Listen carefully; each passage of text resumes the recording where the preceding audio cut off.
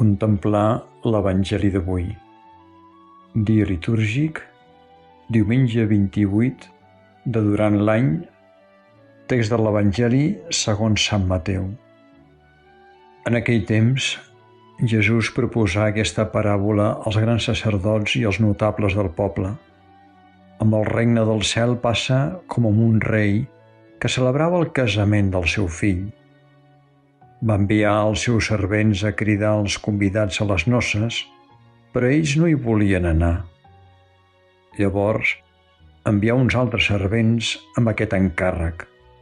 Ja tinc preparat el meu banquet. He fet matar els vedells i l'aviram, i tot és a punt. Veniu a les noces. Però ells no en feren cas i se'n van anar, l'un al seu camp, l'altre al seu negoci, i els altres agafaren els servents, els van maltractar i els van matar.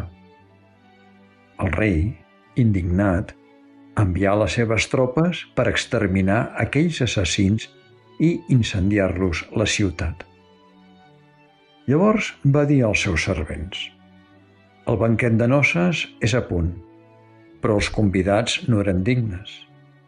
Aneu, doncs, a les cruïlles dels camins i convideu a les noces tothom que trobeu.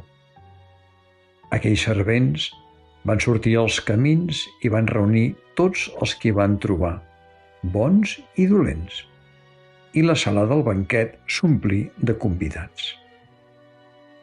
Aleshores el rei va entrar a veure els convidats i s'adonà que allí hi havia un home que no duia vestit de noces, i li digué: amic, com és que has entrat aquí sense vestit de noces? Però ell va callar.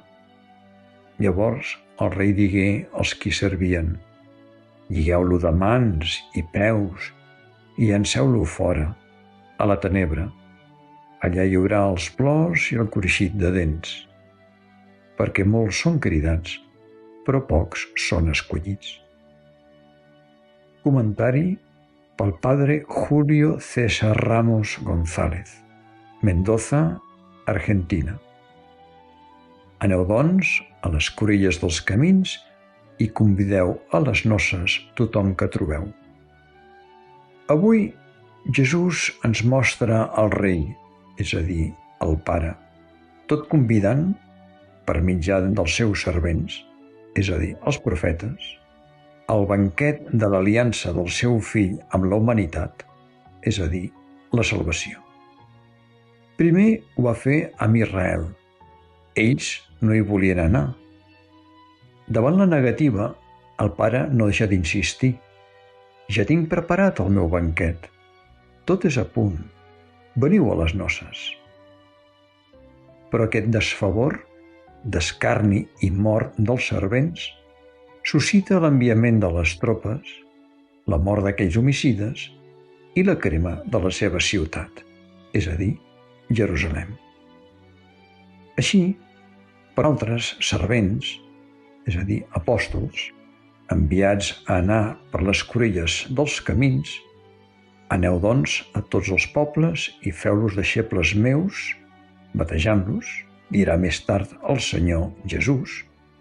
Fórem convidats nosaltres, la resta de la humanitat, és a dir, tots els qui van trobar bons i dolents, i la sala del banquet s'omplí de convidats, és a dir, l'Església. Tot i així, la qüestió no és solament estar a la sala de les noces per la invitació, sinó que la cosa té molta relació també amb la dignitat en què s'hi és a dir, el vestit de noces. Sant Jeroni comenta al respecte: les vestimentes de festa són els preceptes del Senyor i les obres acomplertes segons la llei i l'Evangeli, que són els vestits del nou home, és a dir, les obres de la caritat amb què cal acompanyar la fe. Sabem que la Mare Teresa totes les nits sortia als carrers de Calcuta a recollir moribunds per tal de donar-los, amb amor, un bon morir, nets, ben acollits i, si era possible, batejats.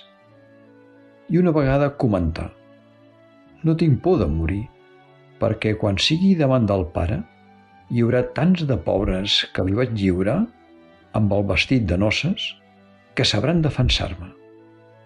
Ben obrada ella. Aprenguem nosaltres la lliçó.